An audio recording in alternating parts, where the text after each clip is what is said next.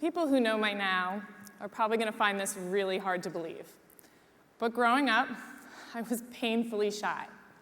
I rarely ever spoke up in class or volunteered to answer a question. I rarely ever spoke in public, much less at school. I was definitely that kid in the back of the room that nobody paid much attention to. It's funny, because in my mind, I was fully engaged in the class conversation. I knew exactly what I wanted to say to add to the class discussions. I just didn't say them to anyone but myself. And to be fair, I had some great conversations with myself about the Pinckney Treaty and Beowulf and Julius Caesar. I just didn't think that what I had to say was important enough to share with the rest of the world. And I certainly didn't want to open myself up to criticism or conflict. And so I remained silent, waiting for that moment when what I had to say was important. I was waiting for that moment when I would be old enough for my opinions to matter. I believed this would happen because that's what adults always told me. You know the phrases. I'm sure you've heard them too. When you're older, you'll understand. With age comes wisdom. And I have more experience than you, so I know more than you. I believed this. And so I remained silent. Even when I knew something was wrong, I remained silent, waiting for that moment when everyone would listen to me. This was a great plan, until it wasn't. My freshman year of college, I went to a really small liberal arts school in Pennsylvania. It was a beautiful campus. I made some great friends. I really thought I had found my home away from home. Within weeks, things just didn't feel right. The first instance was a fraternity talent show, where two students thought it was a good idea to perform in blackface. A few weeks later, another group of students wanted to start a gay-straight alliance, and their posters were torn down faster than they could be put up. And finally, my intro to political science professor thought it was a great idea to divide the female students in the class based on how we perceived women's role in society should be.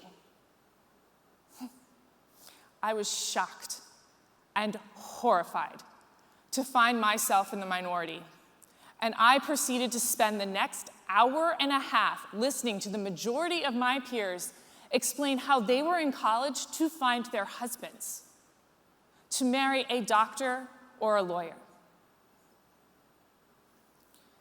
Perhaps if the administration had addressed any one of these issues, or perhaps had they been isolated incidents and not surrounded by students who defended them and encouraged them with their language and behavior, my choices would have been different.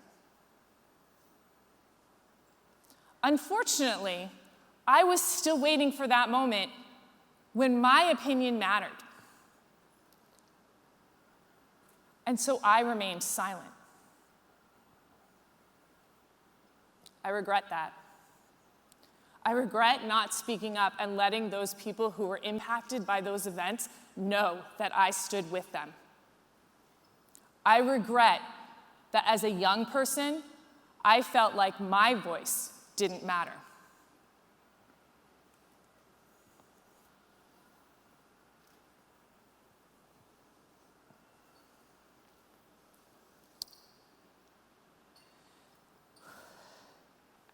And so I went and I ran, and I didn't stay, and I didn't work to make a difference, and I transferred schools. And I found a school where I felt like I didn't have to speak up, and I could happily go back to waiting for that moment of epiphany that I knew would one day come. And as I waited, I graduated college. I lived abroad for a year. I got my master's degree. I started teaching. I got married, and I had 2 children. And now, at the age of 48, I realize that I've spent the vast majority of my life waiting. Waiting until I was old enough to be in the conversation. Waiting for the adult world to listen to me. And those times when I did speak up, it would cripple me with anxiety. I spent countless nights huddled under the blankets in the security of my bed, going over anything and everything I had said on any given day, analyzing it, questioning it, overthinking the impact of my words. Had I said too much? Had I not said enough? It was exhausting. There would be nights that I would just cry because I could not handle the anxiety that came with this. And as a teacher, I had a ton of conversations, lectures, and statements to go over in my head every single night.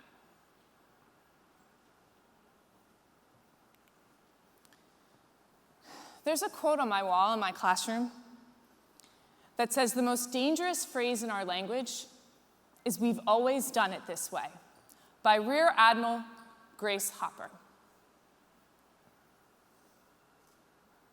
It's been hanging there now for about 4 or 5 years. And when I put it up, I did so because I had looked around my room at all of the inspirational quotes I have on my wall, and there was a lot of them, and not a single one was by a woman. And so I did my research, and I found one that resonated with me, and I put it up. And I'll be honest, at the time, I had no idea who Grace Hopper was. Now that says actually a lot about our education system and the lack of diversity in it, but I'll get back to that in a minute. Grace Brewster Murray Hopper is the first female to rise to the rank of Rear Admiral in the US Navy. She was a computer scientist who coded before coding was cool. She earned her PhD from Yale University and went on to be a professor at Vassar College. And during World War II, she tried to join the Navy and was rejected because she was too old. She was only 34. So instead, she joined the Navy Reserves. Hopper went on to have a remarkable career. And on November 22nd, 2019, President Barack Obama posthumously awarded her the Presidential Medal of Honor.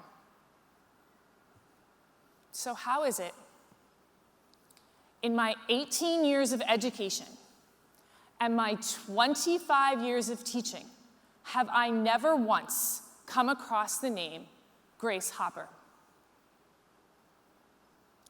Sadly, I think I can answer that question, and it's because that's how our education has always been. So, how does this connect to my life and my journey? On April 19th, 2019, I was diagnosed with advanced breast cancer. And all of a sudden, my life was put on pause.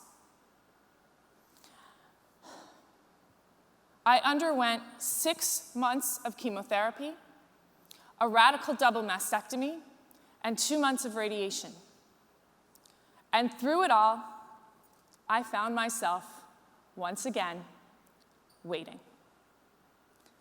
Waiting for appointments, waiting for tests, waiting for test results, waiting for side effects, waiting to once again live my life.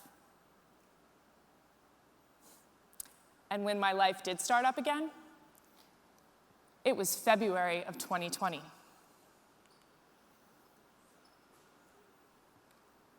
And within 6 weeks, the entire world shut down. And we were in the midst of a worldwide pandemic.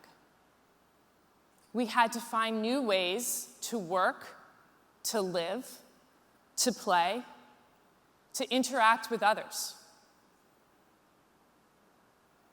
And then, George Floyd was murdered. And people I love were struggling to make sense of the world around us.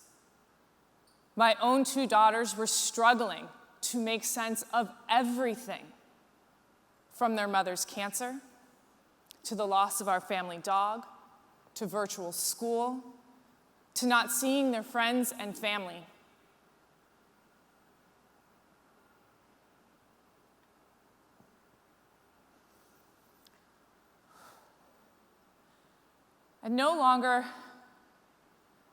And to looking at the news and seeing the images of the demonstrations around the world.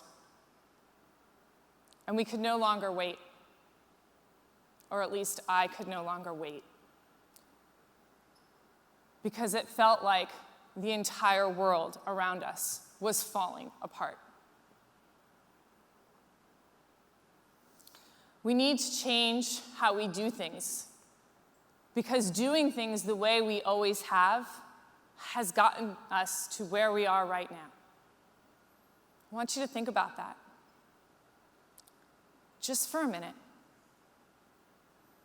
Think about the fact that doing things we always have has gotten us and this country to where it is right now.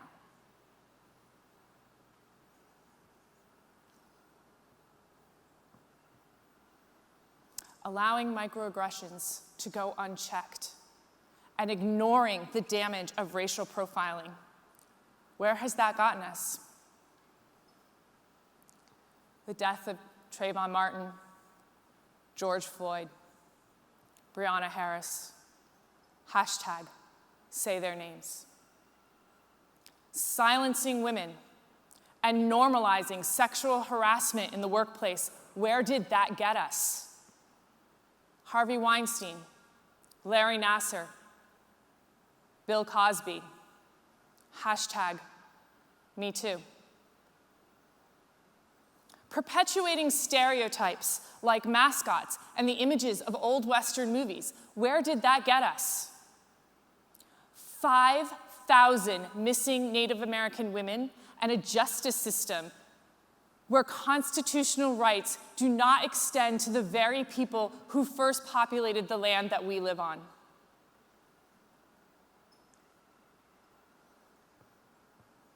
Tolerating gay slurs and jokes, not allowing people to just be who they are without ridicule or harassment. Where did that get us? The suicide of Tyler Clemente and the massacre at the Pulse nightclub.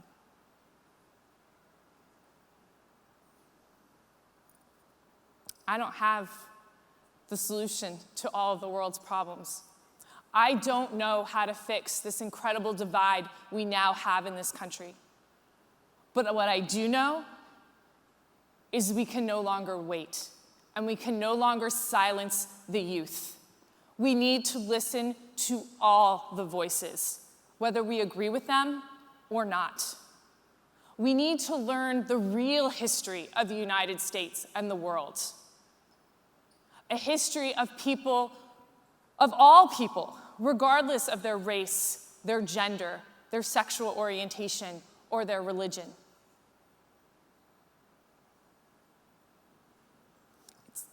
We need to stop dressing up our preschool children like pilgrims and Indians to celebrate a feast that never happened. It's not about rewriting history. It's about writing history the way it actually happened. It's about including Grace Hopper in our lessons alongside the likes of Steve Jobs and Bill Gates.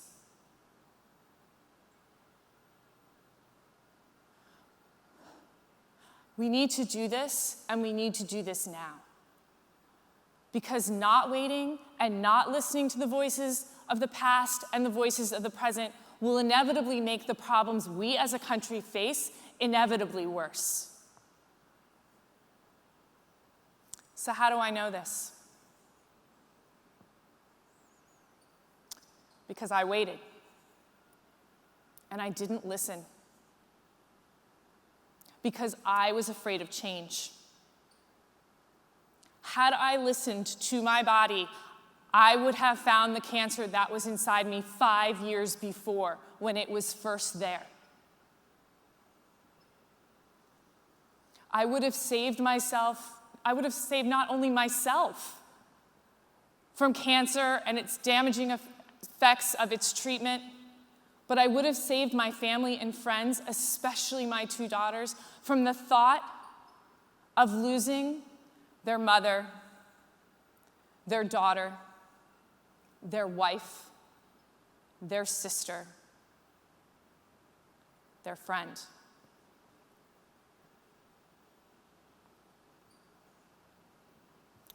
So we can no longer wait. Because the longer we wait, the more the cancer that is dividing us as a country spreads. To the youth out there, speak up. Know your voices matter. Do not wait until you are older to give your input. And to the adults out there, open your ears and listen. Thank you.